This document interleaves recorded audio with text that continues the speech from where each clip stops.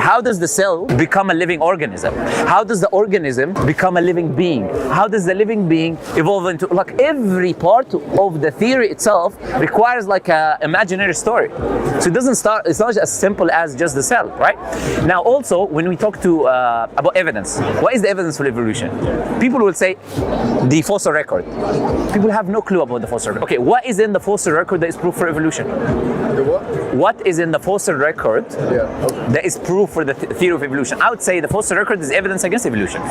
Right now, just right now, I can give you, let's say, around 15 to 20 researches on Science and Nature, all of these magazines which accept evolution, right? Where they bring you forgeries. Lucy is a very popular example. Lucy, they will say, they draw all this picture of a monkey, half human, half monkey. Look, this was in the human trajectory, whatever. And then in the end, they realize that there is baboon bones.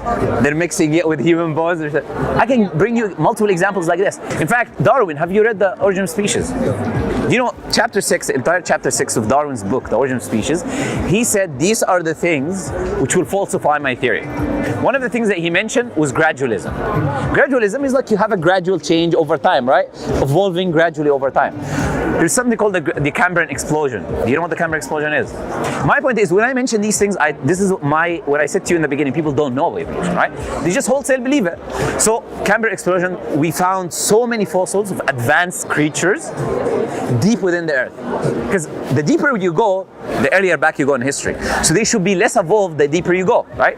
But we're seeing things like tribulites, very advanced ants, and this is the issue. That's why they came up with a new theory, right? Whenever the evidence goes against what they believe in, they say, let's change the theory, right? But that's not how science works. So they came up with punctuated equilibrium. You're like, they use these very difficult terms, so they make people, laymen, think, that's very complicated for me to study. No, it's just a term. They're like, we have quick changes and gradual changes. Okay, you just came up with an excuse to try to refute, to come up with an answer.